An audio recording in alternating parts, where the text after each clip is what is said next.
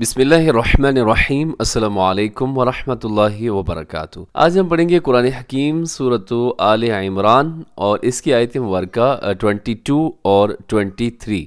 دو آیات بینات ہم اس کی تلاوت کریں گے، اس کی تجوید بھی سیکھیں گے اور ساتھ ہم اس کا ترجمہ بھی پڑھیں گے۔ شروع کرتے ہیں۔ بسم اللہ الرحمن الرحیم۔ أولئك الذين حبطت أعمالهم في الدنيا والآخرة وما لهم من ناصرين۔ اس آیت مبارکہ کی تجوید دیکھیے گا۔ سب سے پہلے تو آتی ہے جی مد متصل، حروف مدہ حمزہ ایک لفظ کے اندر، اولئک الذین، اور اس کا نام کیا ہے؟ مد متصل۔ مد کیوں لائی جاتی ہے قرآن پاک کے اندر؟ ایک تو یہ ہے کہ خوبصورتی کے لیے، اور اس کی ایک دوسری وجہ بھی ہے، وہ آپ نے بتانی ہے، کیونکہ میں نے شاید کسی ویڈیو کے اندر بتایا بھی تھا، تو یہ آپ کے حافظے کا امتحان ہے، آپ نے بتانا ہے کہ وہ دوسری کون سی وجہ میں نے بیان کی تھی مد کی، قرآن پاک میں جو مد لائی جاتی ہے اس کا ریزن، اس کی وجہ وہ آپ نے بتانی ہے۔ آگے دیکھیے گا، اولئک الذین حبطت اعمالهم، حبطت، اس میں کیا ہے جی؟ طا اور تا اکٹھے آ گئے، تو آپ نے اس میں طا موٹا رکھنا ہے، تا کو باریک رکھنا ہے، اور کیسے پڑھیں گے جی؟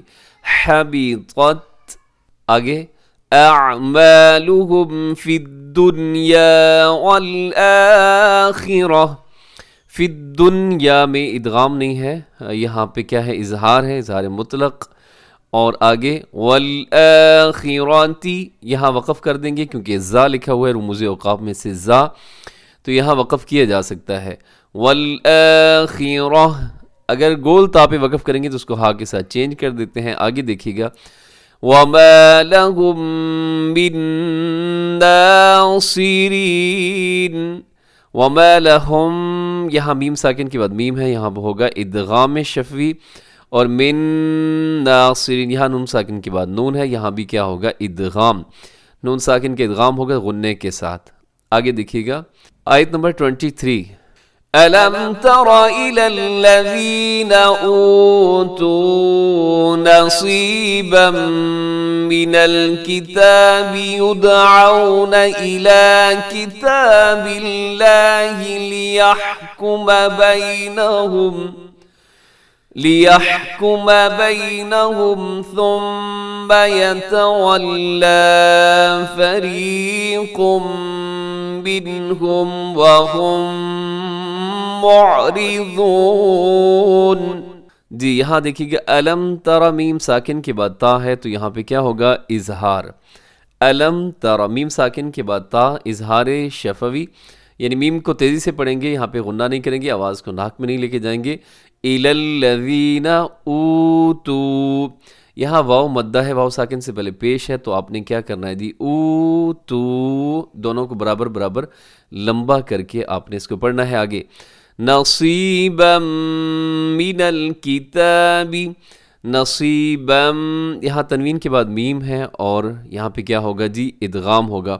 نون ساکن اور تنوین کے بعد جب بھی میم آ جائے، حروف یرملون میں سے کوئی حرف آ جائے تو وہاں ادغام ہوتا ہے، یہاں بھی ادغام ہے۔ نصیبا من الکتاب، یہاں پہ کیا ہے جی؟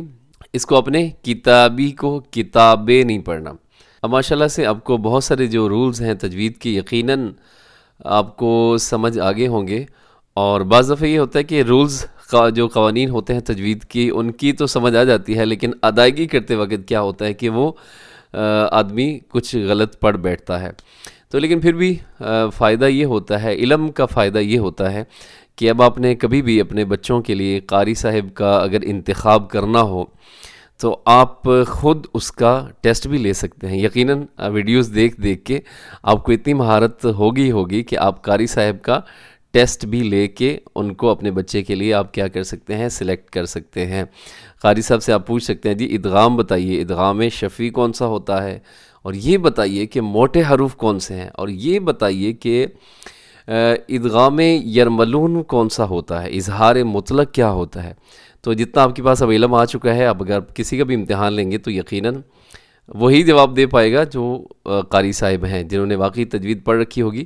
جنہوں نے نہیں پڑھ رکھی ہوگی تو وہ آپ کے سوالات کے جوابات نہیں دے سکیں گے۔ جی آگے دیکھیے گا، جو آیت ہے اس میں یدعون الی کتاب اللہ، یدعون دال ساکن ہے تو دال کو کریں گے آپ قلقلہ، اور عون میں عین کا خیال رکھیے گا، یدعون الی کتاب اللہ۔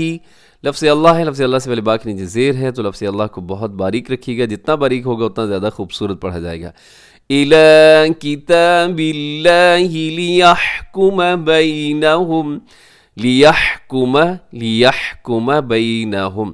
آگے ثم، یہاں میم کے اوپر تشدید ہے تو یہاں تو غنہ آپ کریں گے، یتولی فریق منہم، فریقن پہ کیا ہے جی تنوین ہے، اور تنوین کے بعد میم ہے تو یہاں بھی ادغام ہوگا، فریق منہم نون ساکن کے بعد ہا ہے اور یہاں اظہار حلقی ہوگا، وہم معرضون، وہم یہاں میم ساکن کے بعد میم ہے تو یہاں بھی کیا ہوگا جی ادغام شفوی ہوگا۔ تو یہ دو آیات اب ہم ان کا ترجمہ پڑھیں گے انشاءاللہ العزیز۔ سب سے پہلے آیت 22 کا ترجمہ دیکھیے گا، اولئک یہی، الذین وہ جو کہ حبطت ضائع ہو گئے، اعمالہم ان کے عمل، فی الدنیا دنیا میں، والآخرۃ اور آخرت میں، وما لہم من ناصرین اور کیا ہے کہ ان کے لیے کسی قسم کے مددگار ان کو نصیب نہیں ہوں گے، میسر نہیں ہوں گے، یعنی دنیا اور آخرت کے ان کے اعمال ضائع ہو گئے۔ اور اس کے بعد آیت 23 دیکھیے گا، الم ترا کیا نہیں دیکھا، الا طرف، الذین وہ لوگ جو، اوتو دیا گیا، نصیباً ایک حصہ، من الکتابی کتاب میں سے، یدعون بلائی جاتے ہیں، الی کتاب اللہ اللہ کی کتاب کی طرف، لیحکم تاکہ وہ فیصلہ کرے، بینہم ان کے درمیان، ثم پھر، یتولی پھر جاتا ہے، فریقن ایک فریق، منہم ان میں سے، وہم معرضون اور وہ منہ پھیرنے والے ہیں۔ جی سب سے پہلے آیت مبارکہ 22، اس کا آپ تھوڑا مفہوم سمجھیے گا، لیکن اس سے پہلے آپ دیکھیے گا جو کل کا سبق ہے وہ آپ ذہن میں لائیے گا۔ کل کے سبق میں آپ نے پڑھا تھا کہ وہ لوگ جنہوں نے کفر کیا ہے اور جو انبیاء کرام کو شہید کرتے رہے، اور ان لوگوں کے ساتھ جنہوں نے دشمنی پالے رکھی کہ جو حق کا ساتھ دینے والے لوگ تھے، تو اللہ کریم اپنے محبوب پیغمبر محمد رسول اللہ صلی اللہ علیہ وآلہ وسلم سے فرما رہے ہیں کہ آپ ان کو جو ہے دردناک عذاب کی بشارت دے دیجئے۔ تو آج کے سبق کے اندر دیکھیے گا اللہ کریم بیان فرما رہے ہیں کہ یہی وہ لوگ ہیں جن کے جو دنیا اور آخرت کے اعمال ہیں وہ ضائع ہو جائیں گے، اور آخرت میں ان کا کوئی حامی اور مددگار نہیں ہوگا۔ اب دیکھیں جو مشرکین تھے یا کفار تھے، وہ دنیا کی زندگی کے اندر بہت سارے ایسے کام ہیں جو خیر والے کام ہیں وہ کرتے رہے۔ مثال کے طور پر جو مشرکین مکہ تھے وہ بیت اللہ شریف کی جو اس کی حفاظت کرنا اور اس کی تزئین و آرائش کرنا، اور اس کے علاوہ جو حج کے لیے لوگ آتے ہیں، بیت اللہ کی زیارت کے لیے لوگ آتے رہے، ان کی خدمت کرنا، ان کو ستو گھول گھول کے پلاتے رہے، اور ان کے لیے پورا جو ہے وہ ہر طرح کے انتظامات کرتے رہے۔ تو یہ ایسی نیکیاں تھیں جن کا بہت اجر ہوتا، لیکن انہوں نے کلمہ نہیں پڑھا اور نبی کریم صلی اللہ علیہ وسلم کی ذات پر ایمان نہیں لے کر آئے، تو اللہ کریم فرما رہے ہیں کہ ان کی یہ نیکیاں بھی جو ہے یہ بھی میں زیرو کے ساتھ ضرب دے کر کیا کر دوں گا، بالکل زیرو ہی کر دوں گا۔ اور نیکسٹ آیت کی اندر دیکھیے گا آیت 23 میں، یہ اس آیت کریمہ کے اندر اللہ رب العزت یہود و نصارہ کی ایک عادت کو بیان کر رہے ہیں کہ یہود و نصارہ یہ کہتے ہیں، اپنی زبان سے دعویٰ کرتے ہیں کہ وہ کتاب پر ایمان رکھتے ہیں، لیکن حقیقتاً وہ نہ تورات پر ان کا ایمان ہے اور نہ انجیل پر ایمان ہے، کیونکہ تورات اور انجیل کے اندر یہ کہا گیا ہے کہ ایک آخری نبی جو ہیں وہ تشریف لائیں گے اور ان پر ایمان لانا ہے، ان کی اطاعت کرنی ہے۔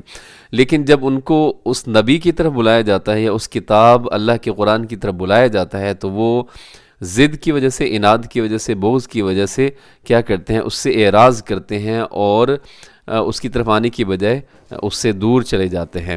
تو امید ہے جی آپ کو بات سمجھ آ گئی ہوگی۔ اس کے ساتھ ہی آج کا سبق مکمل ہو گیا۔ خوش رہیں۔ السلام علیکم ورحمۃ اللہ وبرکاتہ۔